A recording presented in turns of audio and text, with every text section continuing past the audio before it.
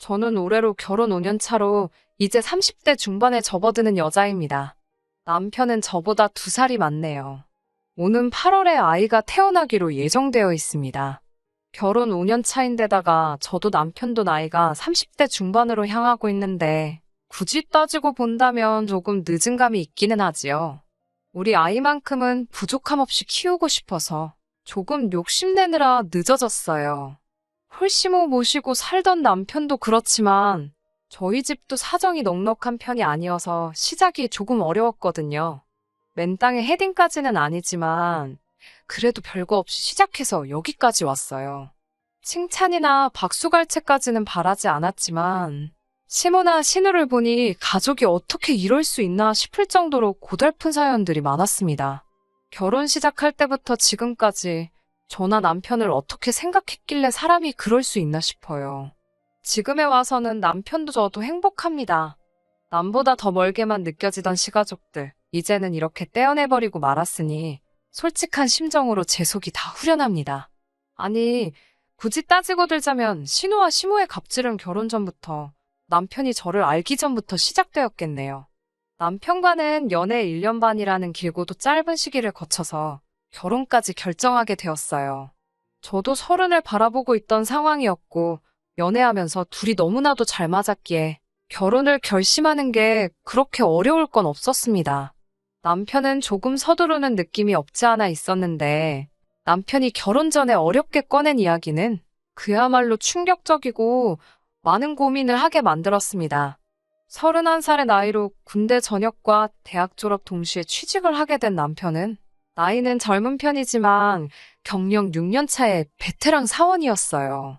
졸업한 대학교에 비해서 취직도 괜찮은 곳에 했고 어느 정도 유명한 회사에서 일을 하고 있었거든요. 제 또래에 취직 준비해보던 사람이면 이름 한 번쯤은 들어봤을 법한 계열사도 여러 개 가지고 있는 규모가 있는 회사였습니다. 6년차 직장인답게 연봉도 꽤나 높은 편이었는데 정작 결혼 준비를 앞두고 남편이 모아놓은 돈이 썩 많은 편이 아니었어요. 액수는 4천만 원이 조금 넘는 정도였습니다. 그 당시 남편이 받고 있던 1년치 연봉보다 안 되는 액수가 남편이 모아놓은 돈의 전부였습니다. 솔직히 많이 충격적이었어요. 왜냐하면 저 또한 4년차의 회사원이었고 회사도 연봉도 남편보다 제가 조금 떨어지는 편이긴 했는데 그런 저조차도 통장에 이미 6천만 원의 결혼 자금이 모여있던 상황이었거든요. 그렇다고 해서 연애하는 동안 제가 봐온 남편의 모습 중에서 과소비를 한다거나 소비에 있어서 절제를 못한다거나 비계획적인 지출을 한다거나 쓸데없는 데다가 돈 쓸 사람은 아니었거든요. 그래서 혹시 돈을 모으지 못한 부분에 대해 무슨 사정이 있는지 물어봤습니다. 남편은 솔직하게 말해줬어요. 아버지가 남편이 어릴 적 돌아가셨다는 사실은 연애하는 동안 이미 남편에게서부터 들어 알고 있던 이야기였는데 세세한 부분에 대해서는 따로 이야기해 준 적은 없었거든요. 남편은 당시 홀시모 모시고 살면서 위로 누나가 한 명 있는데 누나도 아직 결혼을 하지 않아서 셋이서 다 같이 살고 있었어요. 남편의 누나, 그러니까 신우 또한 직장인이기는 한데 그간 집에 들어가는 거의 모든 비용, 생활비라든지 공과금이라든지부터 시모와 신우 용돈까지 전부 다 남편이 벌어오는 월급에서 나가고 있었다는 충격적인 사실을 전해주더라고요. 사실상 남편이 집안의 가장 역할을 하고 있었던 것이었지요. 숨기지 않고 말해준 용기가 참 가상했어요. 하지만 그렇다고 해서 정직하고 말고를 떠나 솔직히 누가 결혼 전에 그런 소리 들으면 기뻐하겠나요? 어느 집이던 그 집의 기둥은 뽑아오는 게 아니라는 말이 괜히 있는 게 아니기에 저 또한 결혼 문제가 쉽게 결정할 수 없는 일이라고 생각하고 있었습니다. 남편은 어렵게 입을 열었어요. 자기도 이런 상황에서 벗어나고 싶다고요. 처음에는 당연히 집안의 유일한 남자로 가족들을 먹여 살리는 게 자기한테 주어진 일이라고 생각했다고 합니다. 원래는 2살 위였던 누나가 돈을 벌고 있었기에 혼자서 힘들던 누나를 도와주고 싶었다고 해요. 그런데 신우는 남편이 취직을 한 그날에 다니던 직장을 그만두고 남편이 벌어오는 돈으로 놀고 먹었다고 하더라고요. 신우도 재충전에 시간이 필요하다 생각했던 남편은 딱히 다른 말은 하지 않았고 혼자 가족들 벌어먹이느라 힘들었지만 2년 정도 후에 누나가 직장을 다시 구하면서 한숨 돌릴 수 있을 줄 알았다고 하네요. 그런데 신우는 자기가 버는 돈은 자기가 버는 돈이고 생활비며 여러 비용들을 계속 동생인 남편한테서 받았었다고 해요. 남편이 달리 불만을 가지고 살지는 않았는데 저에게 청혼을 했던 그 초에 신우가 자기 명의로 아파트를 하나 사게 되면서 생각을 고쳐먹게 되었다고 합니다. 서울 변두리에 있는 오래된 아파트이긴 하지만 자기는 6년이란 긴 시간을 일하면서 취미라고 할 만한 것도 가지지 못하고 죽어라 일만 했는데도 통장에 남아있는 돈이 한 푼도 없었다고 하네요. 그때 남편은 이 생활을 청산하고 가족으로부터 독립을 해야겠다는 생각을 하게 되었다고 합니다. 현실에서부터 달아나기 위해 저랑 결혼을 결심한 건 절대 아니고 저랑 함께라면 그 어떤 힘든 일도 이겨낼 수 있을 것 같다며 저를 향한 마음은 진심이라고 전해왔어요. 그런 사정을 저한테 거짓으로 말하고 가족들 뒷바라지 하고 있던 사실 또한 저 모르게 다른 변명으로 둘러댈 수도 있었는데 모든 걸 사실대로 말해준 걸 보니 남편의 진심이 느껴졌어요. 더 이상 가족들의 기둥이자 지갑으로 살지 않겠다는 말에 확신이 느껴져서 결국 저도 결혼을 하기로 결정을 하게 되었네요. 이래저래 해서 결혼 비용을 최소화하는 식으로 해서 돈을 좀 아끼기로 했어요. 그래도 좋은 사람들을 만나서 여기저기서 도움받아가면서 비용을 많이 줄일 수 있었네요. 결혼식 비용을 아낀다고 상황이 여유로운 건 결코 아니었지요. 둘이 합쳐 1억으로 서울 어디에 집을 구하겠어요. 말씀드린 대로 저 또한 친정에서 어떠한 지원도 바라기 힘든 와중에 아무리 남편이 여태껏 가장 역할을 하며 집안의 기둥 역할을 했다고 한들 상황 뻔히 알고 있는데 시댁 쪽에서 돈을 좀 더 해올 수 없다는 것도 잘 알고 있었습니다. 한참 대출도 알아보고 이래저래 백방으로 조금이나마 아껴보려 발품 손품 팔아가며 알아보고 있는데 신우와 시모가 저희 좀 보자고 할 이야기가 있다고 해서 자리를 만들었어요. 약속 장소에서 시어머니가 너희들 집을 구하고 있는데 돈도 모자라고 여러모로 애로사항이 많다고 들었다고 먼저 말을 꺼내시더라고요. 뭐 얼마를 지원해주겠다 하는 말은 기대도 안 했는데 저희가 고생하고 있다는 걸 알아주시니 남편도 시어머니의 그런 반응을 예상 못했는지 조금 놀라는 분위기였습니다.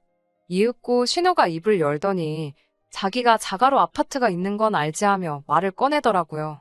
남편한테는 신우가 자가로 집을 가지고 있는 게 영린 같은지라 조금 심기가 불편한 표정이었어요. 남편한테서 생활비며 뭐며 다 뜯어내서 산 거나 마찬가지인 집이잖아요. 신우가 이어서 말을 하기를 자기는 그 집이 위치도 그렇고 출퇴근하는데 거리도 그렇고 해서 그 집에는 세를 주고 있는 상황이라 말해주더군요.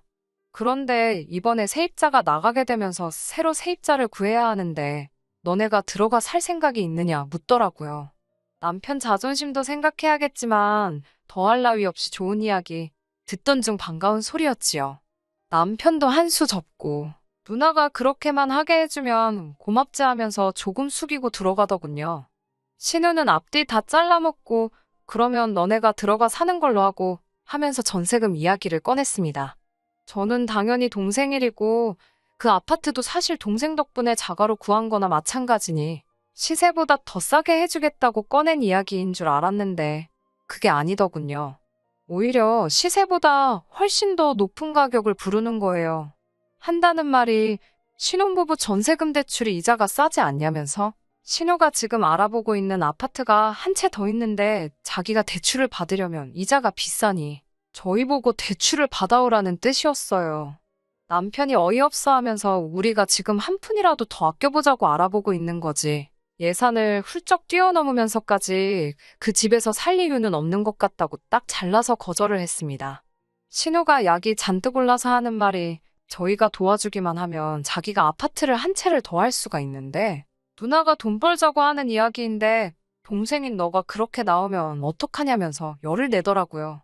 더럽고 치사하게 나오는 게 누군데 오히려 저희한테 역정을 내면서 짜증을 부리더라고요. 시모도 나서서 남편 보고 이자 싸게 돈 좀 해오라고 가족끼리 서로 도와야지 않겠냐고 하는데 말이 가족끼리 서로 돕자는 거지. 일방적으로 저희가 희생을 하라 강요하는 소리였어요. 남편도 저한테 했던 말이 있으니 굴하지 않고 그렇게 할 생각 없다고 단호하게 나오니 신우가 이내 잠잠해지더니 알겠다고 하나뿐인 동생 위해서 자기가 손해 좀 감수를 하겠다고 나오더라고요.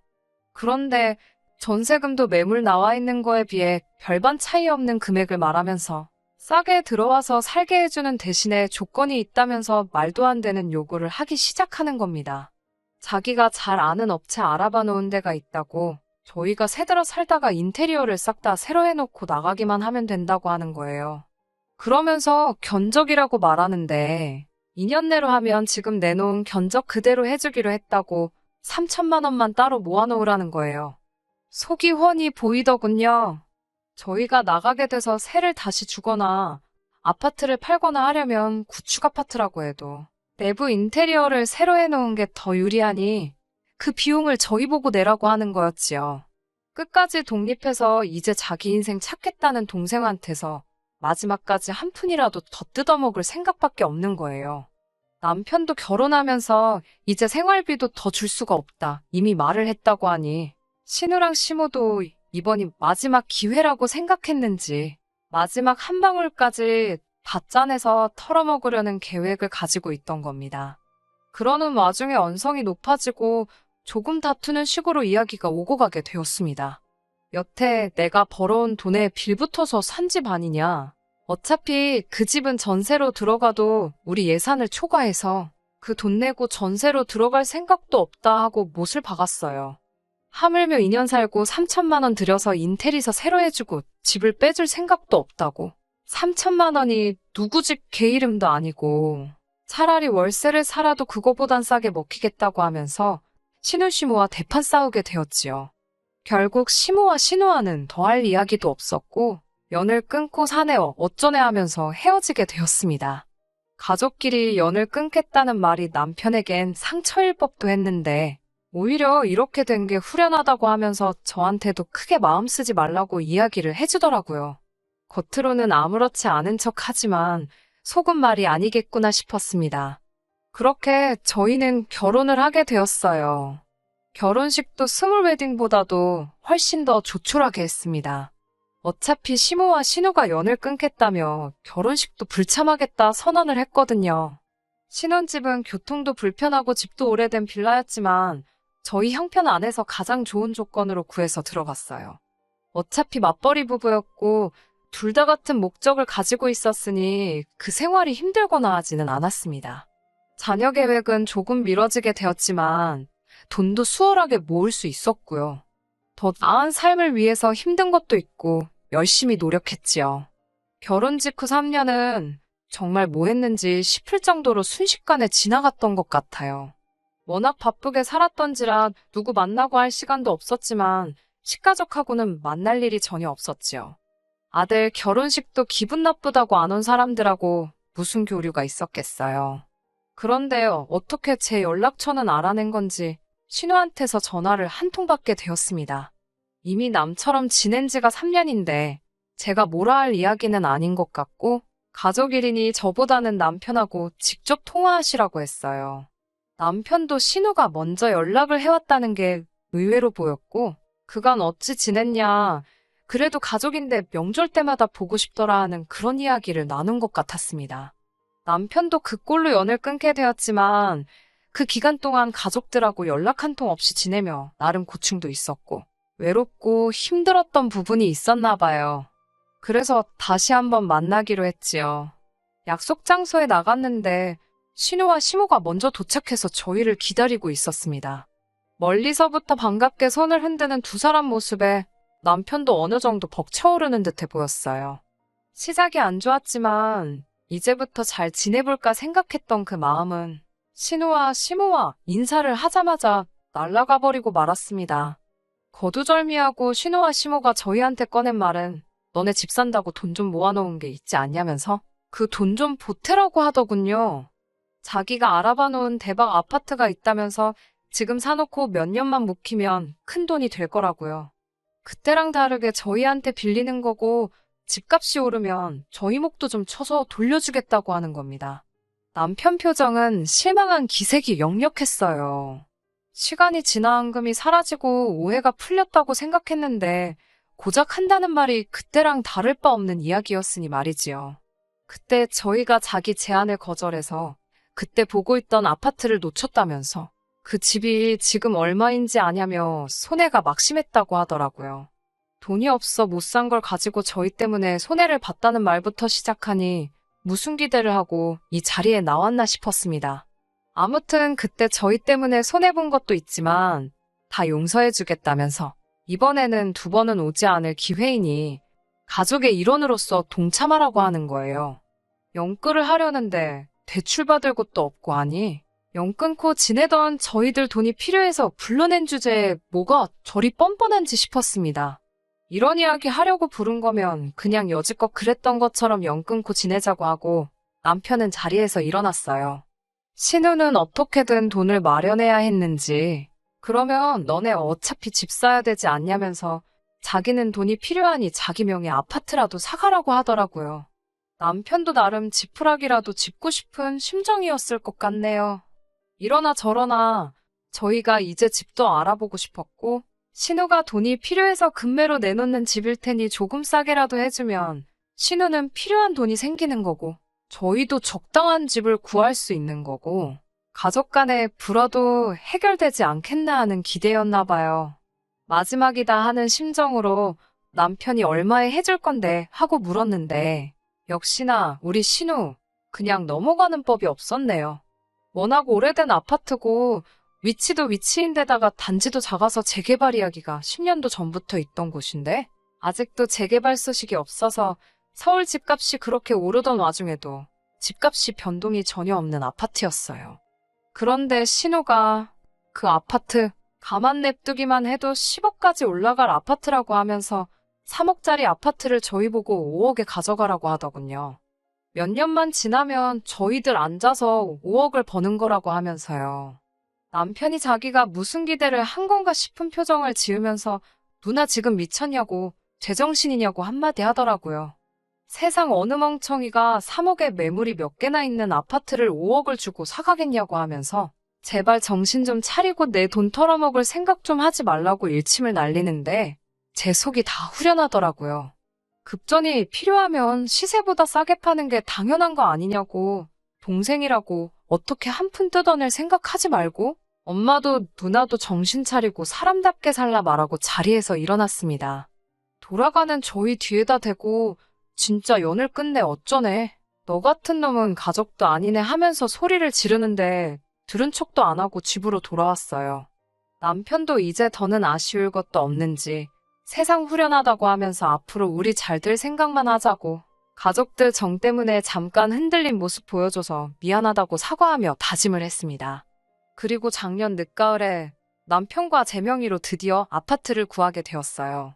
위치가 살짝 아쉽긴 하지만 거의 무일푼으로 시작해서 5년 만에 두 사람의 힘으로 이뤄낸 쾌거라고 생각해서 정말 기뻤네요. 저희가 전문 기술자는 아니지만 이리저리 알아봐서 내부도 직접 고치고 저희들 보금자리를 만들었네요. 격경사로 이사와 동시에 아이도 생기게 되었고요. 정말 너무 행복했지요.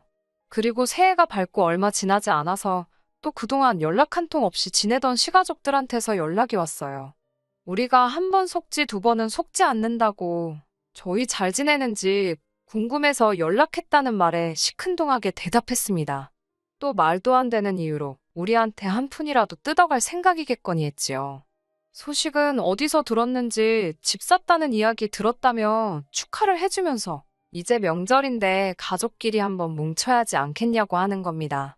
사뿐히 무시해주고 있었는데 설 당일날 우리 집은 어떻게 알고 찾아왔어요. 남편이 그나마 외삼촌 한 분하고는 연락을 하고 지냈는데 삼촌 통해서 수소문해서 찾아왔다고 하더라고요. 그런데 시무랑 신우가 몰골이 말이 아니었어요. 그동안은 집 보러 다닌다고 절대 후줄근하게 하고 다니던 사람들은 아니었는데 말입니다. 살도 좀 빠져 있었고요. 근처 마트에서 집들이 선물이랍시고 휴지도 사오고 했더라고요. 남편이 여기는 왜 왔냐고 날이 잔뜩 서 있는데 그 몰골을 보니 그냥 보내기도 그래서 들어오라고 했지요. 집을 둘러보더니 잘해놓고 산다고 보기 좋다고 하면서 웬일로 가족 같은 말을 건네주더라고요. 또 무슨 어이없는 투자 권유를 하며 우리 돈 빼먹을 생각을 하려나 했더니 이번엔 투자 권유가 아니었어요. 대뜸 자기들 좀 살려달라고 빌기 시작하대요. 이야기를 듣자 하니 2년 전에 저희한테 아파트 새로 하나 알아놨다고 돈 내놓으라고 했던 그 아파트 있잖아요. 신우명의 아파트는 팔아서 자본을 만들고 시어머니 집도 담보로 대출받고 여기저기서 있는 대로 연끌을 해가지고 기어이 그 집을 샀나 봐요. 그런데 이번에 부동산 대란이 오면서 그 집은 신우랑 시모가 그 당시에 연끌했을 때보다도 가격이 폭락을 했답니다. 그런데 이자는 이자대로 나가고 있고 두 사람 벌이로 도무지 그 이자조차 감당할 수 있는 수준이 아니라는 거예요.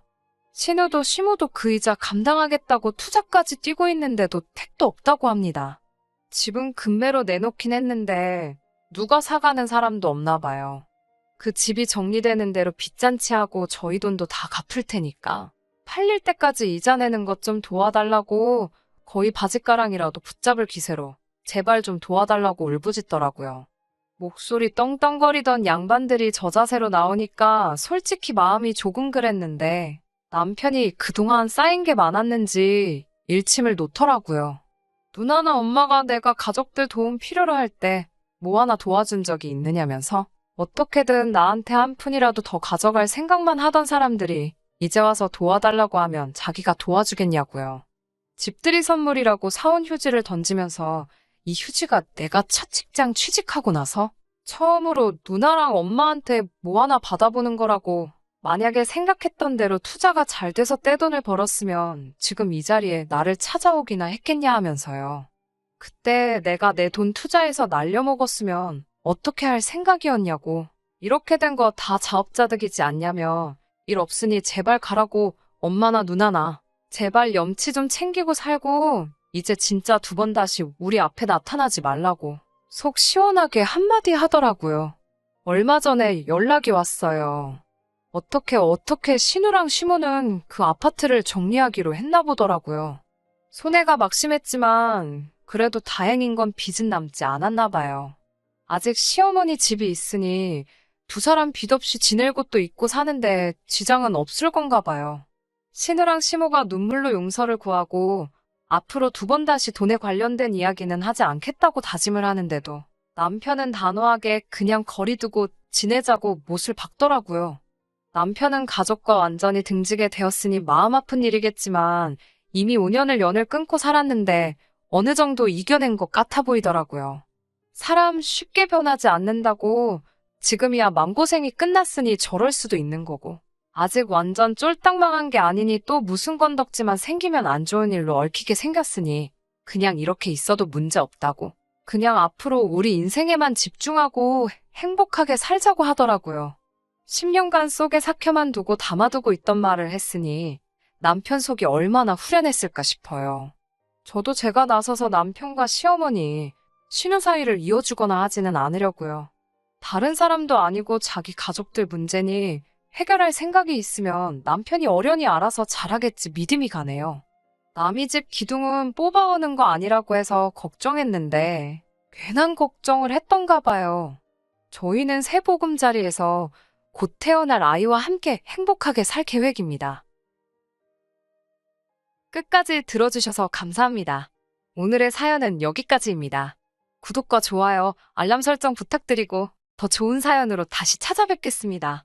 감사합니다.